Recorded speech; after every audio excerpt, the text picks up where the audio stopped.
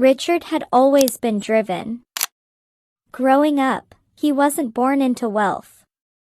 He worked hard, climbing the corporate ladder, sacrificing time with family and friends to achieve his goals. When he finally made it, he thought he would feel complete. He bought the mansion he'd always dreamed of, a fleet of luxury cars, and took exotic vacations whenever he pleased. People admired him and envied his success, and yet, in the quiet moments when no one was around, Richard couldn't shake the feeling that something was missing. One evening, after yet another business deal, Richard sat alone in his large, empty living room. He stared out the window at the world outside, feeling disconnected from it all. He had everything he ever thought he wanted, yet happiness eluded him. His work gave him money, but not meaning. His purchases gave him temporary excitement, but not fulfillment. One afternoon, while taking a rare stroll through the town, Richard spotted a group of children laughing and playing in the park. Their joy was infectious, and Richard found himself smiling for the first time in days. As he continued his walk, he came across Emma, a woman who lived in a modest house by the park.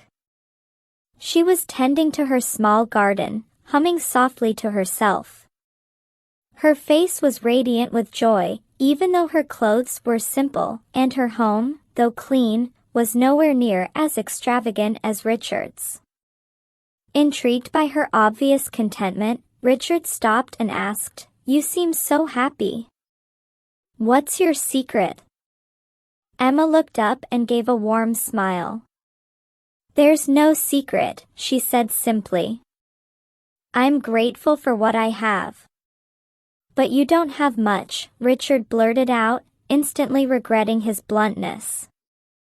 Emma just chuckled. "I have more than enough. My family, my friends, my health. I'm surrounded by love, and I do work that I find meaningful. For me, that's more important than anything money could buy." Richard was stunned. He couldn't understand how someone with so little could be so happy. For the next few days, her words lingered in his mind. It was as though a veil had been lifted from his eyes. He began to notice more things around him, the laughter of children, the kindness of strangers, the beauty of a simple sunset. These were things he had overlooked in his constant pursuit of wealth. One day, Richard decided to test Emma's perspective. He donated a large sum of his money to build a community center in the town.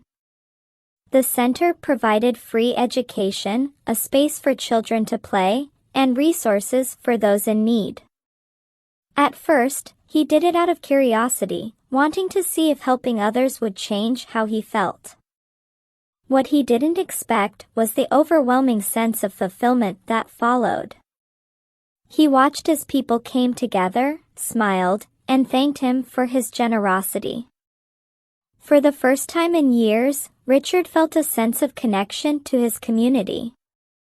As time went on, Richard continued to give back. He built schools, funded scholarships, and supported local businesses. His wealth had given him the means to help others, but more importantly, it gave him a sense of purpose that no amount of luxury could match. Richard came to realize something profound. While money can buy comfort and security, it can't buy the deep, lasting happiness he had been seeking all along. Happiness, he learned, came from within, from relationships, from giving, from being part of something larger than himself. One day, Richard returned to Emma's house. "You were right," he said with a smile. "Happiness isn't about how much you have, but about what you give." Emma smiled warmly. "It's something that many people with wealth never discover. But once you do, it changes everything."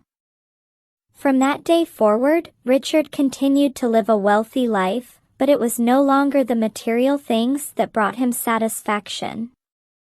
His true wealth came from the impact he had on others and the joy that giving brought into his own life.